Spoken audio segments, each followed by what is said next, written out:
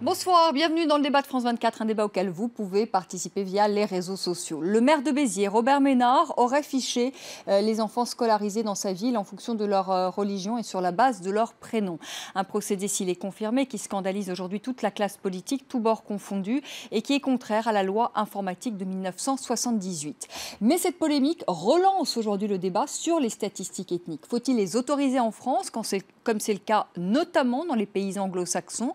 Eh bien, nous posons ce soir la question à nos invités. À vous, Philippe Doucet, bonsoir. Bonsoir. Vous êtes député socialiste du Val d'Oise, de la 5e circonscription, membre de la commission des lois. Alors, je le dis à nos téléspectateurs, vous êtes pour les statistiques ethniques. Ça fait partie d'ailleurs de l'une des 24 propositions que vous avez présentées à Manuel Valls pour lutter contre, pour reprendre les termes du Premier ministre, contre l'apartheid ethnique, territorial et social. On en parlera dans un instant. Jean-Loup Ancel, bonsoir. Vous êtes anthropologue. Vous êtes directeur d'études à l'École des hautes études en sciences sociales et auteur de l'ethnicisation de la France. C'est aux éditions Ligne et vous êtes contre ces statistiques ethniques. Vous nous expliquerez pourquoi dans un instant. Mais avant cela, on va tout de suite écouter le maire de Béziers, Robert Ménard. Il a donné hier une conférence de presse. Ce que moi je veux, c'est que les enfants, d'où qu'ils viennent, aient les mêmes chances. Avec un système comme ça où on dénie, où on moque la réalité, où on cache la réalité, on ne trouvera jamais de solution. Aujourd'hui, il y a un problème dans les écoles. Oui, je vous le répète, il faut faire des statistiques ethniques. J'ai toujours été favorable. Vous avez totalement compris. Et je pense que la gauche est d'une hypocrisie dans cette affaire monstrueuse. Et une fois de plus, le premier qui le demandait, c'est Manuel Valls. Pourquoi il ne le fait pas? Philippe Doucet, finalement, vous êtes sur la même ligne que Robert Ménard. Non, pas du tout. C'est bien la difficulté de ce débat. Moi, j'ai pas dit que j'étais pour les statistiques ethniques, j'ai dit que j'étais pour une expérimentation dans les attributions de logements sociaux dans un certain nombre de quartiers, parce qu'on a la question de la ségrégation spatiale. C'est d'ailleurs pourquoi Manuel Valls est aussi sur cette ligne-là. C'est-à-dire qu'on est sur un certain nombre de quartiers, de villes en France, sur lesquels la ségrégation est telle que, finalement, les gens se retrouvent dans des logiques de ghetto, alors qu'ils demandent la diversité. Ce que Robert Ménard propose, c'est pas du tout ça. Lui, ce qu'il propose, c'est l'assignation identitaire. Parce que, à 5 ans, parce que vos parents vous ont appelé Vanessa, eh bien, Vanessa, elle est blonde, elle est du Nord, donc elle doit boire de la bière, et donc, etc., etc. Il n'y a pas d'assignation identitaire de ce type dans la République. Donc, on est dans l'inverse de ce débat. Ça fait partie... Le problème de la ségrégation spatiale, on doit le traiter. Mais on ne peut pas le traiter de cette manière-là avec une assignation identitaire à partir du prénom. On peut avoir des statistiques, y compris, moi je parlais sur de quelle base se feraient ces statistiques ethniques dans le cas justement de l'attribution de logements sociaux? Logements sociaux, on était sur du déclaratif sur la deuxième langue parlée. Vous voyez, parce que quelqu'un peut d'être, je ne sais pas, d'origine portugaise et être dans une démarche où il n'a pas la connaissance du portugais. Donc, si ce qu'on voulait éviter, ce qu'on veut éviter, c'est de se retrouver dans des quartiers où vous avez 90% de gens issus du Maghreb, où les personnes vous disent « mais on a envie d'être mélangés, monsieur Doucet, on a envie d'être mélangés ». De la mixité sociale, de la mixité ethnique, en disant « voilà, on n'est plus au bled, on veut autre chose, on veut être dans la République ». Donc, c'est comment on répond à cette demande de République. Le problème de Robert Ménard, c'est que lui, ce qui est très gênant dans cette affaire-là, c'est qu'ils dénoncent le communautarisme à longueur de... Le Front National, à longueur de colonne, dénonce le communautarisme supposé des uns des autres, et il est dans une construction communautaire à partir des prénoms d'enfants de moins de 5 ans. Alors vous, c'est sur la base de la langue, de la seconde langue parlée. Et je voulais qu'on ait une expérimentation, parce qu'effectivement, on sait très bien que c'est un sujet qui est compliqué, que sur lequel il peut y avoir d'autres lectures, y compris des lectures piégées. On en a malheureusement un exemple avec ce que vient de faire Robert Ménard à Béziers. Jean-Loup Ancel, est-ce que vous êtes pour les statistiques ethniques, en tout cas comme l'envisage Philippe Doucet, avec un recensement entre guillemets qui se ferait sur la base du volontariat aussi, Je vous donne cet exemple. De la seconde langue. Quand on fait des attributions, on regarde le nombre d'enfants par famille. Vous avez des cités sur lesquelles la configuration de la cité ne permet pas qu'il y ait beaucoup d'enfants. Bien, on attribue des logements en fonction des compositions familiales pour éviter les conflits générationnels. quand il y a une demande de République, je pense que la République doit répondre à ceux qui souhaitent cette demande de République. Merci de me donner la parole. Allez-y, c'est à votre tour. Écoutez, moi je trouve que Ménard manie admirablement la provocation, parce qu'il a réussi à enfoncer le coin, si vous voulez, entre l'extrême droite et la gauche, puisqu'il sait très bien que Manuel Valls a toujours demandé l'instauration de statistiques ethniques. Donc il joue admirablement sur ces contradictions. Et en même temps, c'est un débat récurrent, si vous voulez, celui sur les statistiques ethniques, puisque ces statistiques ethniques ont failli être instaurées sous Sarkozy, avec la commission Yazid Sabeg, à laquelle je m'étais opposé, avec un certain nombre d'autres chercheurs, comme Hervé Lebras notamment. Alors moi, je crois que le problème des statistiques ethniques, parce que vous dites, on ne veut pas faire d'assignation identitaire, monsieur Philippe Doucet, mais je lis un texte, c'était une interview que vous avez donnée à Atlantico il y a quelques temps.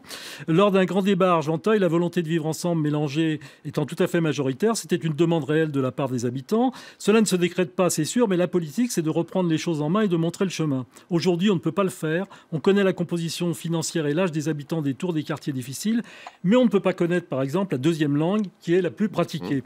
On peut donc réorganiser les tours en ne mettant pas d'enfants bruyants près de personnes âgées, mais on ne peut pas faire en sorte que tous ceux qui parlent le portugais, par exemple, ne se retrouvent pas coincés tous ensemble. Mais ça, si c'est pas de l'assignation ethnique identitaire, c'est que je n'y connais rien, parce que ces Portugais nés en France ou même au Portugal, ils parlent aussi le français, non ? Donc si vous les assignez à une identité portugaise, vous leur déniez le fait qu'ils sont aussi... On ne les assigne pas. Je veux dire, le problème de ça, c'est que le niveau de si la République fonctionnait correctement depuis des années partout sur tout le territoire, on n'aurait pas cette difficulté-là. Mais ça ne change rien, c'est qu'on a de tels ghettos. Mais même sur la base de l'autodéclaration, vous n'êtes pas obligé d'assigner les gens à une identité précise. Prenons l'exemple Mais on a une réalité. La réalité, c'est que quand vous avez 90% de bâtiments où les personnes se retrouvent sur les mêmes origines et qu'ils vous disent « nous, on voudrait être mélangés », on veut du mélange. On fait comment ? On fait comment ? Jean-Louis Ancel. Prenez l'enquête de l'INED, trajectoire et origine. Bon. La chercheuse de l'INED, France Guérin-Passe, a très bien montré qu'en fait, c'était absolument pas la peine de faire des enquêtes ethniques pour cibler l'origine des gens, l'origine des parents ou l'origine des enfants quand ils avaient des parents d'origine étrangère, qu'il suffisait d'étudier l'origine des gens sur une base géographique. On sait très bien que certains quartiers, D'accord, mais une fois... Moi, ce qui m'intéresse, c'est, dans cette affaire-là, j'ai mais les ghettos, ils sont géographiques, monsieur. Ils ne sont pas ethniques. Ils sont pas ethniques. C'est pas la peine de connaître l'origine ethnique des gens. Quand on est sur même des ghettos géographiques, parce que les ghettos en France, on sait très bien qu'il y a 400 quartiers avec 6 millions de personnes qui se sont ghettoisés au cours des années, et ça a arrangé tout le monde. La question politique, concrète, opérationnelle que nous avons, c'est comment on sort de cette logique de ségrégation Mais spatiale. C'est pas la peine de renvoyer les gens à leur origine pour ça. Je les renvoie pas à leur origine, si, je les envoie vous les renvoyez, mais c'est la même chose. Vous les renvoyez à l'origine linguistique, donc à leur origine ethnique. D'ailleurs, l'origine ethnique... J'adore les logiques de critique. Moi, ce qui m'intéresse, c'est comment opérationnellement on avance. Donc derrière, trouver l'heure du travail, là, c'est une façon d'avancer. Mais c'est pas en faisant des enquêtes, ethniques sur l'origine des. Trouver du travail, c'est aussi une pétition de principe. Sur l'origine supposée des gens. Quand vous êtes maire d'une ville, vous n'êtes pas à même de trouver du travail à tous les salariés ou à tous les habitants de votre ville. C'est pas en faisant des enquêtes sur l'origine supposée des gens, parce que vous proposez quoi Vous proposez quoi pour casser la logique de ghetto? Je ne suis pas politique, je suis de gauche d'ailleurs. Je ne suis pas de la même gauche que vous, qui est la gauche qui est au pouvoir, qui pour moi n'est pas la vraie gauche. Moi, je suis de la vraie gauche. Ça, c'est encore un autre débat, la vraie, la fausse gauche. Moi, je propose qu'on revienne sur les statistiques ethniques. La question aussi, Philippe Doucet, est-ce que c'est pas finalement contraire à la République qui justement propose de dépasser finalement les différences dans la citoyenneté? Mais bien sûr, mais donc vous avez parfaitement raison. C'est en ça, moi je partage ce point de vue-là avec M. Anselme, c'est que derrière, la logique de la République, c'est la liberté, y compris le refus de l'assignation identitaire à partir des prénoms ou ce que vous voulez. Donc, et Ménard, effectivement, il construit l'inverse, il construit une logique communautaire en le dénonçant. La difficulté de ça, c'est que, bien sûr, normalement, on ne devrait pas avoir besoin, dans une République française qui fonctionne sur tout le territoire, chacun devrait avoir pouvoir sa liberté d'être multi-identitaire, que son identité soit privée. Ça, c'est le principe de la liberté républicaine. Et finalement, Ménard, il attaque la liberté de chacun. La difficulté de ça, c'est qu'on a à peu près 400 quartiers en France où il n'y a plus la République.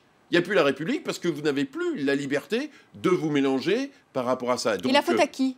Mais la faute au cours des années, parce que ça a arrangé tout le monde en France, de se dire, eh ben finalement, les pauvres, les plus modestes, les catégories populaires, on les met dans certains quartiers, et ça nous arrange bien. Comme je dis toujours, ça arrange les salariés ou les patrons des entreprises à la Défense d'avoir des femmes de ménage qui nettoient, ça arrange plutôt et Colombe de jamais, Courbevoie, pardon, de les accueillir, mais à l'arrivée, ces gens-là, ils dorment bien quelque part avant de venir nettoyer les tours des bureaux. Vous voyez, donc on a clairement pas la République sur tous les territoires. Donc moi, je suis pas... J'ai longtemps été, et je le suis toujours globalement, hostile aux statistiques ethniques. Mais j'ai un sujet opérationnel, comment, partout sur tout le territoire, on a la République. Et ça, c'est la vraie gauche, de vouloir être partout mais la République. Écoutez, monsieur, moi, je trouve que ce dont meurt la France, ce dont crève la France, pardonnez-moi cette expression un peu triviale, c'est de l'ethnicisme et du culturalisme. On veut résoudre tous les problèmes en imputant des origines ethniques et culturelles à des gens, alors qu'il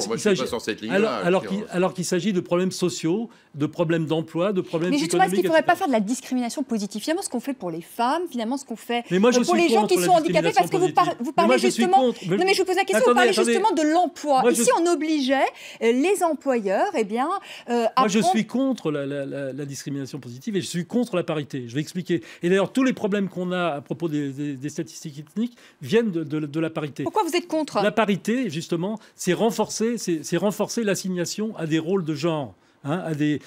Si vous dites, voilà, il faut tant de femmes et il faut tant d'hommes dans les emplois publics, dans les emplois privés, dans les entreprises, etc., vous renforcez la division entre hommes et femmes. Or, si vous voulez... Philosophiquement, vous pouvez avoir raison. Les théories du genre, du genre de Judith Butler, etc., montrent justement qu'il faut échapper à cette assignation de genre. Il faut que vous pouvez avoir raison. Il y a un pays... Attendez, excusez-moi.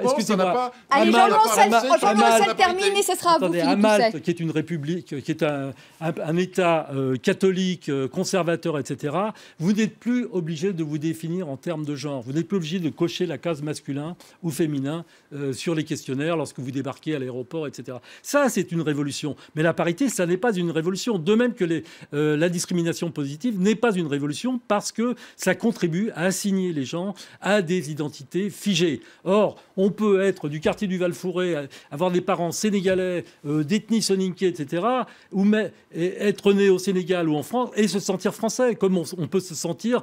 On n'est pas, comme le dit un de mes collègues de l'école des hautes études en sciences sociales, un sociologue, moi je suis corse, mais pas à plein temps.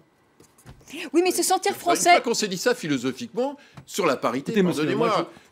Allez, Philippe Doucet. À l'arrivée, si dans le système français, qu'on peut regretter, s'il n'y avait pas eu la mise en place de la parité, même si vous pouvez avoir raison sur la problématique du genre, eh bien à l'arrivée, on aurait encore des assemblées départementales, locales, etc., composées à 80% d'hommes. Donc la révolution aujourd'hui, c'est que, eh bien, on est partout à parité et que les partis politiques et donc la société a été obligée de se dire qu'on ne pouvait pas continuer dans une société 50% hommes, 50% femmes, à avoir des élus 80% Alors, hommes vous allez me et dire 20% que maintenant, femmes. Et donc le problème de notre discrimination positive, je suis contre la discrimination positive. Maintenant, quand vous expliquez à des jeunes qui ont des problèmes d'emploi parce qu'ils sont assignés à une adresse, voilà, ils sont assignés à une adresse. Donc c'est géographique.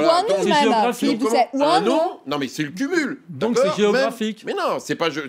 D'accord, mais quand vous pouvez vous appeler Pierre, monsieur Doucet. Quand vous appelez Mohamed, vous pouvez vous appeler Pierre ou Paul. Quand vous appelez si vous venez de la cité des 4000 à la Courneuve, c'est la même chose. Vous aurez des difficultés à trouver du travail. Vous aurez des difficultés à trouver du travail. Jean-Louis Ancel. Vous avez cette difficulté-là, c'est une réalité. Même si il n'est pas nécessaire de s'appeler Mamadou ou Mohamed pour ne pas trouver de travail, il suffit de s'appeler Pierre ou Paul ou Jacques. Mais... Si vous venez du quartier des 4000 à la Courneuve, vous ne trouverez pas plus de travail. D'accord, mais vous pouvez constater, même si on peut le regretter... Ça n'est pas un problème ethnique, monsieur. Ouais, mais si, vous avez un problème de racisme dans la société française, à diplôme équivalent. Moi, des jeunes Argentins m'ont expliqué le test de la société d'intérim. Mais ça n'est pas... On met l'arabe devant, le blanc derrière. Ils font le test pour le même job avec la même qualification, voir lequel va être retenu, ne pas être retenu. discriminations, c'est une réalité. Mais les discriminations, elles existent.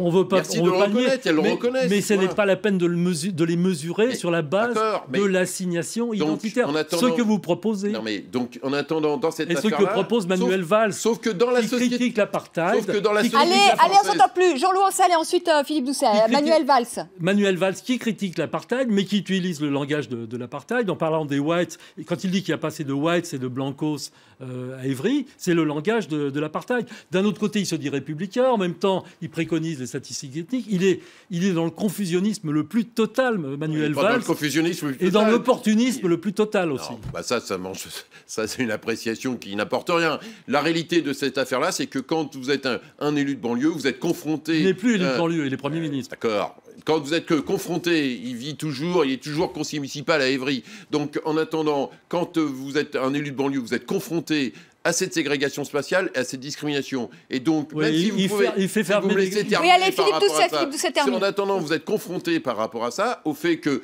quand des jeunes viennent vous voir en vous disant « Moi, j'ai un diplôme d'ingénieur, mais comme j'ai tel prénom... » j'ai tel nom de famille et j'ai telle adresse, eh bien, comment vous m'expliquez, monsieur le député, monsieur le maire, comment vous m'expliquez que je ne trouve pas de travail? C'est ça votre République? Donc vous voyez bien que vous avez des questions concrètes. Donc le sujet, c'est que même si on veut que la République vive partout, on se retrouve... Si on ne veut pas appliquer la logique de la parité par rapport à ça, vous ne pouvez pas comme si il n'y avait pas de racisme dans la société. Mais on le sait, ça. Mais c'est évident, mais c'est pas la peine de faire des enquêtes. D'accord, donc on fait comment? On fait comment? Mais ce n'est pas parce que vous ferez des enquêtes avec des volets ethniques que vous résoudrez le problème. Quand vous faites de la politique, vous avez des attentes concrètes des habitants, des citoyens. Comment vous expliquez ce racisme de la société française? Mais parce qu'on a une longue histoire coloniale, parce que toute une partie des Françaises et des Français n'ont pas digéré la fin de la guerre d'Algérie, parce qu'on a une histoire passionnée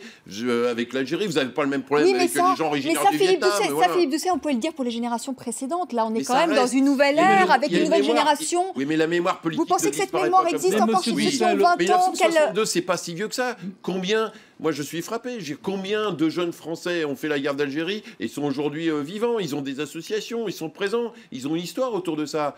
Donc cette mémoire est conflictuelle. Elle l'est moins avec tous ceux originaires, par exemple, de l'Asie du Sud-Est, où l'histoire n'est pas la même. Donc on a cette histoire-là. Dans le sud de la France, les harkis, tous ceux, les pieds noirs, etc., aujourd'hui, ils sont toujours électeurs. Ils ont une histoire. Allez, Jean-Louis Ancel, le mot de la fin. Le mot de la fin, un mot rapidement. Le racisme anti-rome, il ne s'explique pas par la colonisation, je suis désolé. L'antisémitisme ne s'explique pas par la colonisation. Bien sûr, mais l'antisémitisme, c'est une vieille histoire. Oui, mais ça fait partie du racisme, monsieur. Oui, mais bien sûr. Donc, vous ne pouvez pas tout rabattre sur la colonisation non plus. Est-ce que je rabats tout sur la colonisation? C'est une prétendre résoudre les problèmes en faisant des Donc c'est pas un seul élément. Des enquêtes à caractère ethnique. Mais j'ai toujours pas les réponses. Allez, c'est la fin de ce débat. C'est la fin de ce débat. Merci beaucoup Philippe Doucet d'être venu sur le plateau de France 24. Merci beaucoup Jean-Louis Ancel d'être venu. Je vous retrouve dans quelques minutes pour le rappel des titres. Et puis le second débat de la soirée sur France 24. Quel bilan pour François Hollande, le président de la République qui est installé à l'Élysée depuis 3 ans maintenant. On en parlera avec nos invités. À tout de suite.